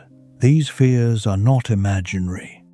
A boat carrying 60 could be capsized by hundreds in the water, but distance also means that empty seats remain empty. The loading continues. Boat number 5, boat number 3, boat number 8. Each departure removes a small fraction of the people aboard. The process is slow, because passengers are still arriving and because officers are learning the mechanics in real time. Some boats are now loaded more fully as the slope becomes clearer. Others still leave below capacity. A few passengers climb down ropes or ladders after boats reach lower decks. Doors in the hull are opened in hopes of loading people from promenade levels, but the plan is poorly coordinated and creates additional risk as water rises. Captain Smith moves across the bridge and boat deck, issuing orders and receiving wireless information. His long experience cannot create a solution where none exists. He can send signals, load boats, and maintain order. He cannot produce another 1,000 seats. Thomas Andrews urges passengers to wear lifebelts and enter boats. He knows time is disappearing faster than most people understand. Survivors remember him moving through rooms, opening doors, and telling people the ship is doomed. His knowledge isolates him. Around him, the ship still resembles the achievement he helped build. He alone can see precisely why it cannot continue. In first class, social confidence begins to fracture. Men escort wives towards boats and promise they will follow later. Some believe another vessel will arrive before danger becomes severe. Some know the promise is unlikely and use it to make separation possible. Couples decide not to separate. Isidore and Ida Strauss, married for decades, are offered places. Ida refuses to leave her husband. Their story survives because witnesses remember the decision, but similar choices occur elsewhere without famous names. Families negotiate in seconds. A mother with several children tries to keep them together. An officer may allow only women and young boys. A teenager appears too old to one man, and still a child to another. Documents and money lose value beside age, gender, and position on deck. Remember, none of this is asking anything of you. You are only listening, and the night around you is your own, not theirs. In second class, passengers arrive through their own stairways and promenades. Some have received clear warnings. Others have spent precious time dressing or gathering belongings. In third class, movement remains most difficult. Stewards lead groups upwards, but routes through the ship are indirect. Some passengers reach the boat deck early and survive. Others wait in common areas for instructions that change. Some encounter crew barriers that are opened too late. Some move towards the stern because the bow is lower, not realizing that boats are above and amidships. Language and trust matter. An immigrant family, accustomed to officials controlling every stage of travel, may wait for permission rather than push through a gate. A man who does not understand the shouted words may follow the wrong crowd.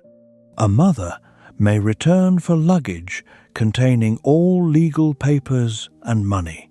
The delay is not foolish from within their lives. Those papers represent entry to America. No one has told them that America is no longer the next problem. The forward grand staircase remains lit as water approaches lower levels. The great clock and carved paneling stand above a process happening out of sight. Water enters corridors beneath it. The angle increases slowly. Furniture begins to shift in forward rooms. The squash court is flooded. The mail clerks have been forced upwards. Pumps operate where they can. Engineers continue generating power. In Boiler Room 5, the sea begins pressing through the bulkhead or through damaged areas as the level rises. Men withdraw towards Boiler Room 4. Every retreat reduces steam and power available, but the electrical system continues. The wireless operators remain at their set. Bride suggests trying the newer SOS signal as well as CQD. Phillips sends both. The distress call travels repeatedly, becoming weaker or stronger as atmospheric conditions and power shift. Coordinates are corrected. Carpathia confirms that it is coming. How long? About 4 hours from the first call. Phillips understands the arithmetic. He continues transmitting because another ship may be closer. Around 1:20, Titanic's bow is visibly down. The deck slope can no longer be dismissed. Passengers must walk uphill towards the stern or brace against railings. Lifeboats now seem less dangerous than the ship. Crowds gather. Officers use pistols or threats to control sudden movement, though accounts of specific shots and suicides conflict. Later stories will fill uncertainty with dramatic certainty. The evidence allows us to say that officers faced growing pressure and that warning shots may have been fired. It does not allow every famous scene to be treated as fact. Boat number 14 leaves under 5th Officer Lowe, who later gathers several boats together, redistributes passengers, and returns towards the wreck after the sinking. He will be one of the few officers to make that attempt. Boat number 13 nearly drifts beneath number 15 as both are lowered, and quick action cuts the falls to avoid a collision. Even a calm sea can become dangerous beside a sinking ship. Water discharged from Titanic's side. The movement of boats and the curvature of the hull complicate every launch. One by one, the wooden boats move away and become small shadows. Their occupants hear music, whistles, shouted orders, and the hiss of steam released from the funnels. Steam must be vented as boiler rooms are shut down. The roar is so loud that conversation becomes difficult. Titanic is announcing her own mechanical death. Wherever you are right now, you are warm, and you are not aboard anything that is sinking. Let that be more true than the story. By 1:30 in the morning, the disaster has changed character. During the first hour, disbelief slowed evacuation. Now the evidence is visible. The forward deck is close to the sea. The slope increases. Boats are fewer. The people remaining understand that the ship will not simply wait for rescue. Time becomes physical. Every boat lowered is one less opportunity. Every minute moves water higher. The orchestra continues somewhere near the entrance to the first-class areas, though witnesses differ on exact location and sequence. The musicians have no protected role. Their employment does not require them to play during a sinking. They play because calm is useful and because stopping may force them to face the same calculation as everyone else. The last selections are remembered differently. Ragtime, waltzes, hymns, perhaps autumn, perhaps nearer, my God, to thee.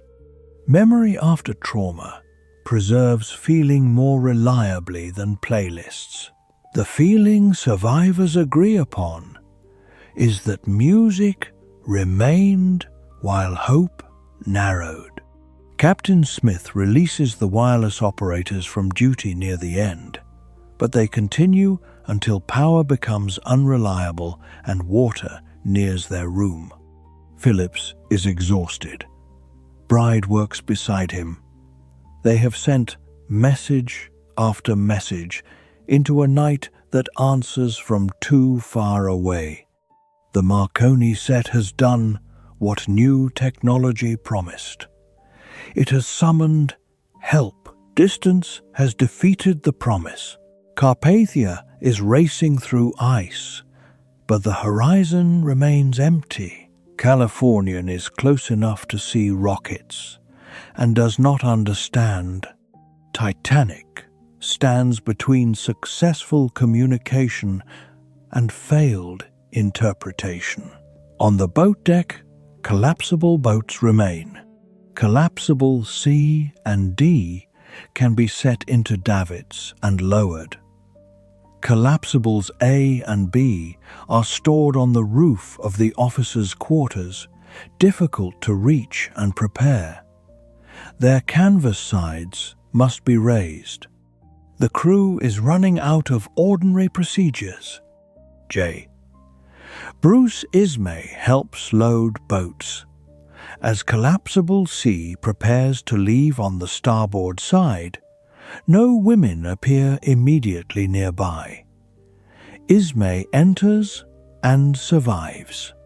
His decision will follow him for the rest of his life. Public anger requires a visible figure, and the chairman of White Star becomes one. Newspapers portray him as a coward who escaped while others died. The moral judgment is powerful because he represents the company, but the moment itself is more complicated than a simple theft of a woman's seat. There is room in the boat when he steps in. There are still many people elsewhere aboard who will never reach that place. Ismay's survival does not cause the shortage. It makes the shortage personal. Lightoller continues loading on the port side. Collapsible D is the final boat successfully lowered from Titanic. Crew members form a circle and allow women and children through. Men stand back, whether from force, honor, confusion, or resignation. The boat leaves with empty spaces, even now. The bow is descending faster. Water reaches the forward end of the boat deck. The grand staircase dome may begin failing under pressure as seawater enters the upper interior. Exact details cannot be observed clearly, but the sea is now reaching spaces designed to stand high above it. Below, engineers and electricians continue working. Their actions keep pumps, lights, and wireless alive. They understand that remaining at stations reduces their own chance of escape. The engineering crew suffers devastating losses. Their work is remembered not because every man stands together for one heroic final pose, but because power remains available far longer than passengers expect. Boiler rooms are abandoned in sequence. Steam pressure falls. Generators operate under increasingly unstable conditions. The ship's lights shift in color and intensity. For people in boats, this illumination defines Titanic against the horizon. For people still aboard, it delays the final darkness. Near 2 o'clock, the forecastle and forward well deck disappear beneath water. The sea moves onto the boat deck around the bridge. Captain Smith's final actions are uncertain. Witnesses place him on the bridge, near collapsible boats or in the water. No reliable evidence preserves a final speech. He has become an icon because he is captain, but his last minutes belong to confusion like everyone else's. Thomas Andrews is also surrounded by legend. One famous account places him alone in the first-class smoking room, staring at a painting while his lifebelt lies unused. He may have passed through that room, but other witnesses see him active later, throwing deck chairs into the water and helping people. A single still image cannot contain his final hour. He moves through the ship he understands better than almost anyone, helping where help remains possible. In the third-class spaces aft, passengers now climb towards higher decks in greater numbers. Families emerge onto the stern, where the deck remains above water. They join crew members and passengers from other classes. Class divisions do not vanish, but geography compresses everyone towards the same remaining area. The stern rises. The slope makes walking difficult. People hold railings, deck fittings, and one another. Loose objects break free inside the ship. Furniture slides. Crockery falls. Machinery changes angle under loads it was never designed to carry. The enormous mass of water in the forward hull pulls downward. The stern becomes a lever. The steel structure between them carries increasing stress. Titanic's lights flicker. The funnels stand at angles against the stars. The first funnel, weakened by the changing geometry and its supporting stays, collapses into the water. It kills or injures people nearby and creates a wave that washes others away. Collapsible B is swept from the roof, upside down.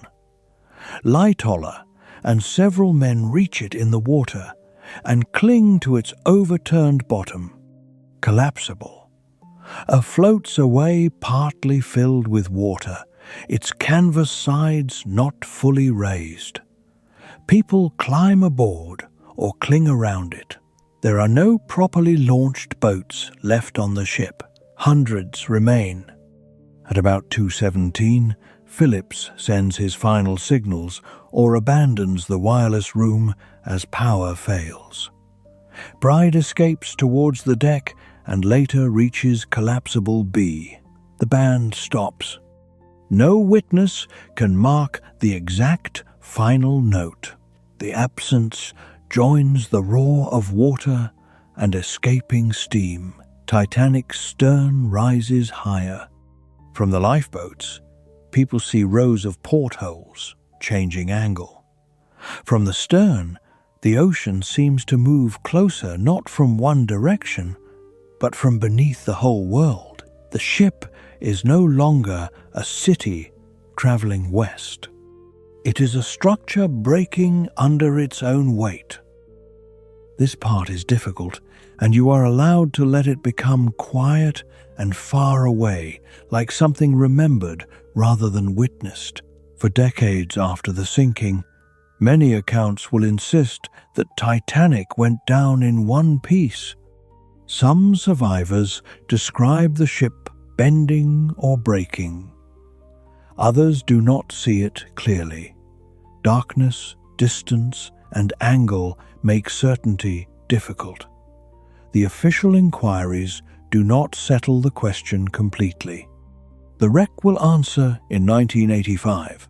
The bow and stern lie far apart on the ocean floor, surrounded by a field of debris.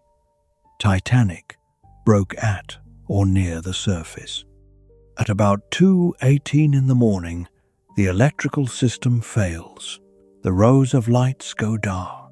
For people in lifeboats, the disappearance is sudden and immense.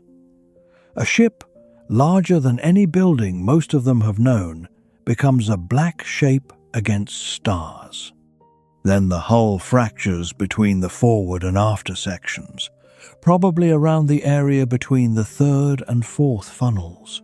The break is not a clean cut. Steel plates tear. Decks collapse.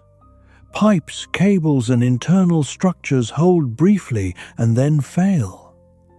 The bow, already filled with water, pulls downward. The stern settles back for a moment as weight is released. Some survivors remember the stern appearing almost level again. That brief movement creates false hope. Then the bow section, still connected beneath the surface by failing structure, drags the stern upward. The two sections separate. The bow begins its descent towards the seabed, nearly 4 kilometers below. Its shape remains relatively streamlined. Water moves around it as it falls. The forward mast collapses. Funnels and loose structures tear away. The bow strikes the ocean floor with enormous force, burying itself in sediment but preserving much of the recognizable outline. The stern suffers a different descent. It contains large pockets of air and a complex broken interior. As it sinks, water pressure increases rapidly. Air-filled spaces implode. Decks collapse into one another. The stern rotates and falls with violent movement, reaching the bottom badly damaged. None of this can be seen by the people at the surface. Their world is the final vertical stern. After the break, the stern rises until sections of the hull stand steeply above the water. People cling to rails and deck fittings. Some fall along the deck. Others jump, hoping to clear propellers and debris. The 3 great propellers rise into the night. For a minute or two, the stern remains. Then water overcomes buoyancy. The structure begins sliding downward. At about 2:20, Titanic disappears. The surface closes above the stern. The ship has taken 2 hours and 40 minutes to sink since the collision. The Atlantic that night is far below freezing, and hundreds of people are now within it. The cold works quickly, taking strength and awareness long before it takes life. Most who enter the water do not survive it for long. Some distance away, the lifeboats face a decision with no comfortable answer. A few try to return. Most, fearing they will be overwhelmed, hold their position and wait for morning instead. Boat number 14, commanded by Lowe, gathers several boats together and transfers passengers to create space. Once the immediate crowd has thinned, he rows back with a volunteer crew, but by then there is little left for him to find. Other boats collect what survivors they can nearby. Most simply wait, in the cold and the dark, for a rescue they cannot yet see. Within a short time, the sea around them settles into a stillness that survivors will describe for the rest of their lives as the hardest part of that night to carry. The worst of the night has already passed. What remains now is only waiting, and waiting is gentler to listen to than to live through. The lifeboats drift among ice and debris. They were built as emergency transport, not as comfortable shelters. Their wooden seats are hard. Some are crowded while others hold fewer people. Many passengers wear night clothes beneath coats. Feet are wet. The air is bitterly cold. The boats contain unequal worlds. A wealthy passenger may sit beside a steward who served dinner hours earlier. A child rests against a stranger. Crew members attempt to maintain order while survivors ask questions no one can answer. Where is the ship? Is another vessel coming? Did my husband enter a different boat? Did my children reach the deck? The darkness offers no information. Some people believe Titanic may still be afloat beyond sight. Others saw the stern disappear and understand. The boats show small lamps when they have them. Flares and rockets have ended. A green light appears from one boat to help gather survivors. Collapsible B remains upside down with roughly 24 or more men balancing on its hull. The boat is low in water and unstable. Men stand or kneel close together, adjusting position whenever a wave crosses. Lightoller organizes them by calling movements to keep the collapsible level. Harold Bride is amongst those who reach it. Wireless operator Jack Phillips may also have reached the area, but he does not survive the night. Collapsible A is partly flooded. People sit in freezing water. Several die before rescue. In the proper lifeboats, survival still requires work. Oars must be used to avoid ice and debris. People who have never rowed try to follow instructions. Some boats are tied together, others drift alone. Hitchens in Boat 6 becomes convinced that rescue may not arrive and resists returning. Margaret Brown and others challenge him, urging the boat towards activity and warmth. Later retelling turns the conflict into legend, but the basic struggle is human. Fear expressed as authority and survival expressed as refusal to remain passive. The horizon slowly changes. Before dawn, a light appears. At first, survivors cannot know whether it is a star, another ship, or hope created by exhaustion. Then, rockets rise from the approaching vessel. Carpathia is coming. Captain Rostron has driven through dangerous water while preparing every part of his ship for rescue. Lookouts have reported icebergs passing close. Engines have maintained extraordinary speed. Passengers aboard Carpathia have been awakened and asked to provide blankets and clothing. At around 4 a.m, Carpathia reaches the position given by Titanic. There is no liner waiting. There are lifeboats, ice, and wreckage. The first boat comes alongside at about 4:10. Rescue is slow. Carpathia's side rises high above the small boats. Survivors climb rope ladders. Children are lifted in sacks or slings. Crew members support people too cold to climb. Each boat that arrives produces expectation along the rail. People aboard Carpathia search faces for relatives.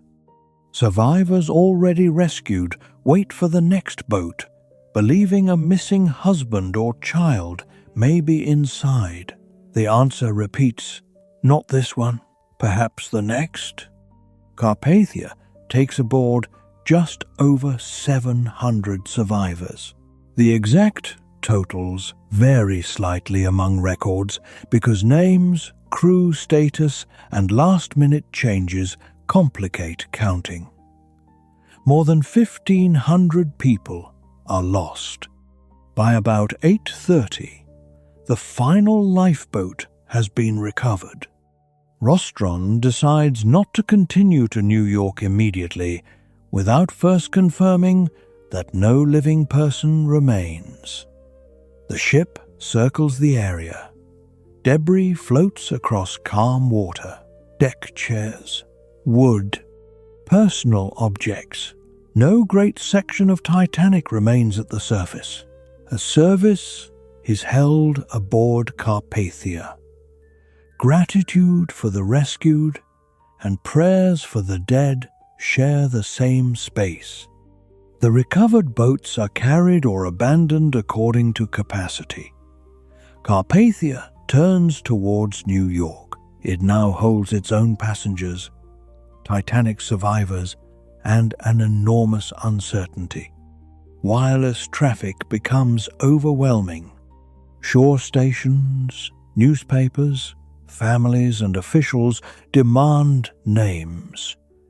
Messages arrive with rumors that Titanic is being towed, that everyone is safe, that only a few are lost. The early information is contradictory because the unimaginable fact is difficult to accept. A brand new liner has vanished on her first voyage. Carpathia's operators work to send survivor names and official messages. Captain Rostron limits press traffic, prioritizing communication for families and authorities. The voyage to New York takes several days. Survivors move through shock differently. Some tell their story repeatedly. Some say almost nothing. Children search crowds. Women wait for names that do not appear. People lend clothes and cabins. Carpathia's passengers become hosts inside their own interrupted voyage. On the evening of the 18th of April, the ship enters New York in heavy rain. Thousands wait along the waterfront. Carpathia first delivers Titanic's lifeboats to the White Star Pier, then moves to its own berth. Survivors descend beneath umbrellas and electric lights. Officials, relatives, reporters, and relief workers gather. Some reunions occur. Many searches end without a person coming down the gangway. The voyage has reached New York. Titanic has not. The investigation begins almost immediately. A United States Senate subcommittee opens hearings on the 19th of April, one day after Carpathia arrives. Senator William Alden Smith leads questioning in New York and later Washington. British officials conduct a separate inquiry under Lord Mersey. Survivors and crew members are asked to reconstruct minutes lived under stress. What speed was the ship making? Which ice warnings reached the bridge? How were boats loaded? Why did California not respond? Did the ship break apart? Was anyone prevented from reaching the boat deck? How could a vessel described as practically unsinkable disappear so quickly? Witnesses disagree. This is not necessarily dishonesty. A person in boat 4 sees a different sinking from someone clinging to collapsible. B. A fireman below understands events differently from a first-class passenger above. Times remembered without clocks shift. Sounds become attached to the wrong moments. Inquiry tries to build one sequence from hundreds of incomplete experiences. Public attention focuses on Captain Smith, Ismay, and Captain Lord of Californian. Smith is dead and cannot explain decisions. Ismay survives and faces hostile questioning. He denies ordering excessive speed and describes entering a boat only when no women were present nearby. Lord maintains that the ship seen from Californian could not have been Titanic or did not appear in distress. The inquiry rejects much of his defense. The wireless gap becomes central. Had Californian's operator remained awake, Titanic's calls would have been unmistakable. A ship so close might have reached the scene before the final sinking, though ice and position make exact possibilities uncertain. The lifeboat shortage is impossible to defend through common sense, even though Titanic complied with existing law. Regulations had been built around ship tonnage categories, no longer suited to giant liners. 20 boats could carry about half the people aboard that night, and barely a third of Titanic's maximum possible complement. The disaster exposes the danger of treating legal minimums as safety goals. Rules change. Ships are required to carry lifeboat space for everyone aboard. Lifeboat drills become more important. Wireless watches move towards continuous operation, with backup power and standard distress procedures. The first International Convention for the Safety of Life at Sea is adopted in 1914. The International Ice Patrol begins monitoring North Atlantic ice, supported by nations whose ships use the route. Titanic's loss does not end ocean danger. It changes what responsible preparation means. The dead are not all recovered. Ships sent from Halifax search the area. Bodies are brought aboard, identified where possible, and buried at sea or returned to land. Many are buried in cemeteries in Halifax. Hundreds remain missing. Families receive official telegrams, compensation forms, and belongings when belongings can be traced. Class shapes death as it shaped life. Survival rates are highest among first-class women and children, lower among second-class, and devastating among third-class men and crew. Access to information, position within the ship, boat loading practices, and social rules all contribute. The numbers turn inequality into evidence. Yet statistics do not replace individual lives. A percentage cannot show the empty chair at a family table. A passenger list cannot show how a town changes when several emigrant families vanish together. The ship's fame grows through newspapers, songs, memorial services, and testimony. Myths form almost immediately. Titanic was racing for a speed record. A mummy's curse was aboard. A giant gash opened the hull. Third-class passengers were all locked below. The band certainly played one final hymn. Some stories contain fragments of truth. Others provide certainty where history remains complicated. The real event is strong enough without them.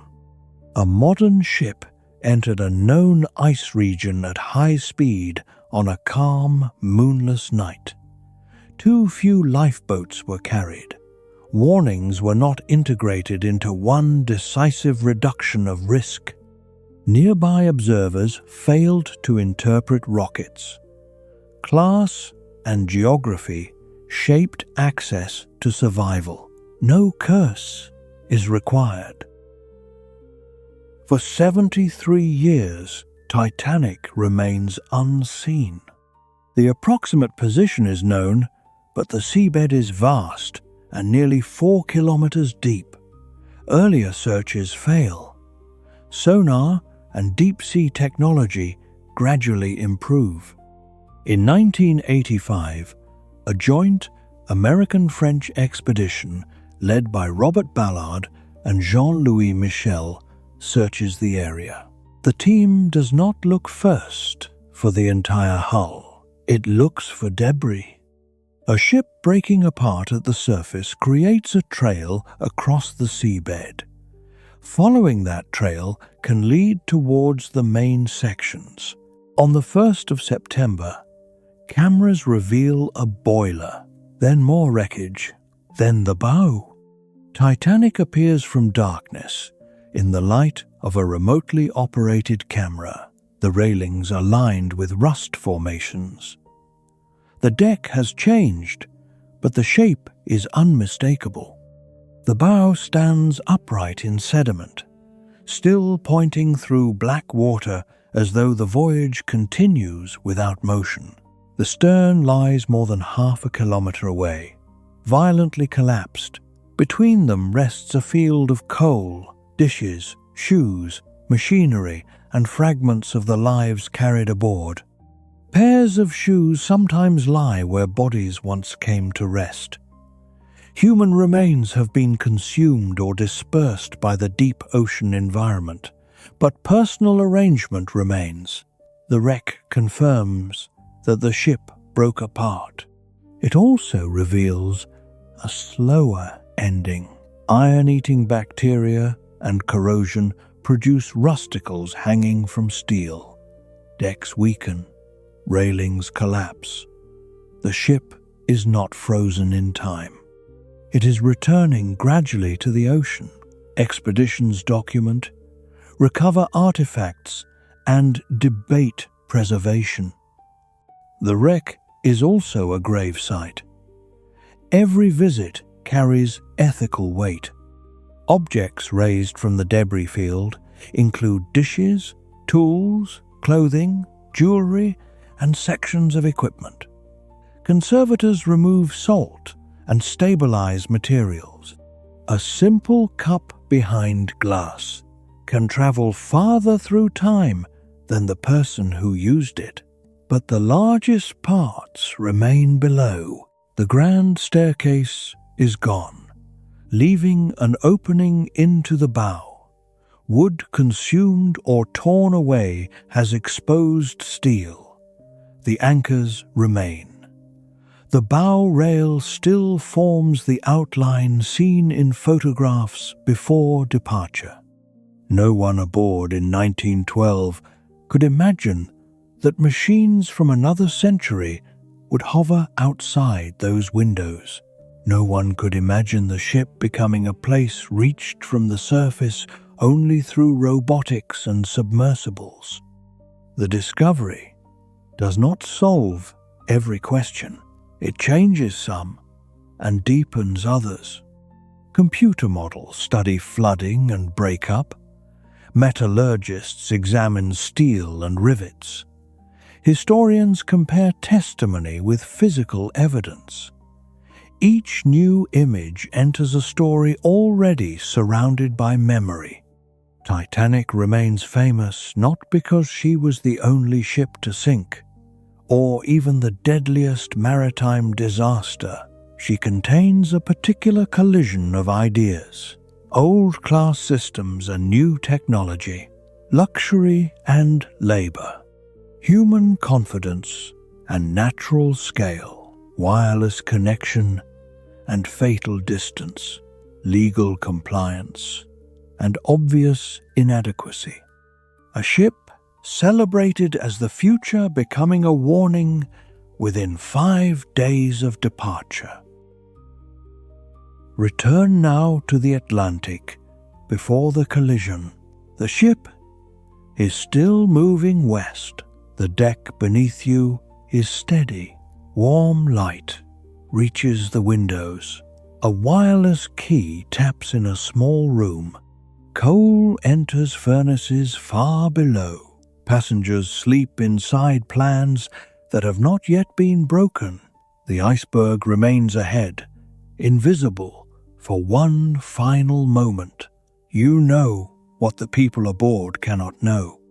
That knowledge can make every ordinary detail feel heavy, but the story does not ask you to carry all of it into sleep. You have walked through Belfast while the hull rose from steel.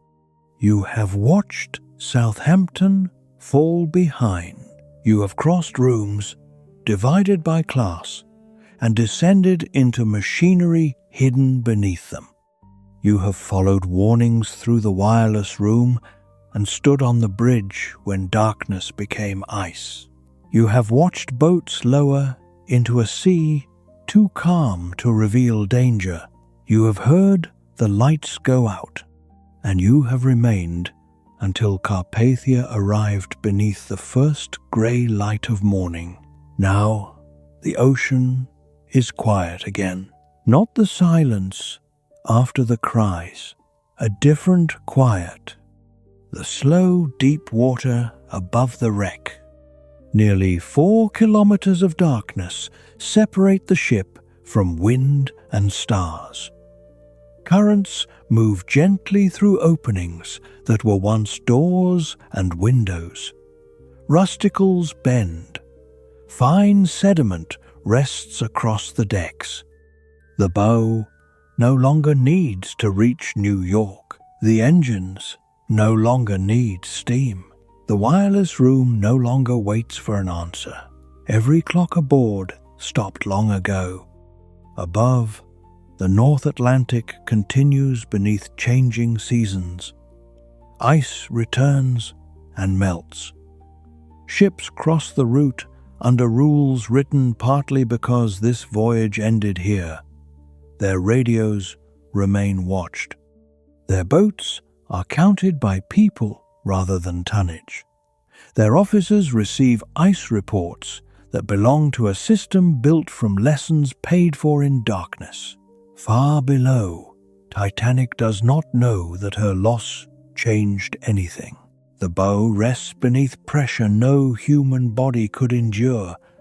The stern lies broken beyond it. Between them, the debris field holds objects once chosen for ordinary reasons.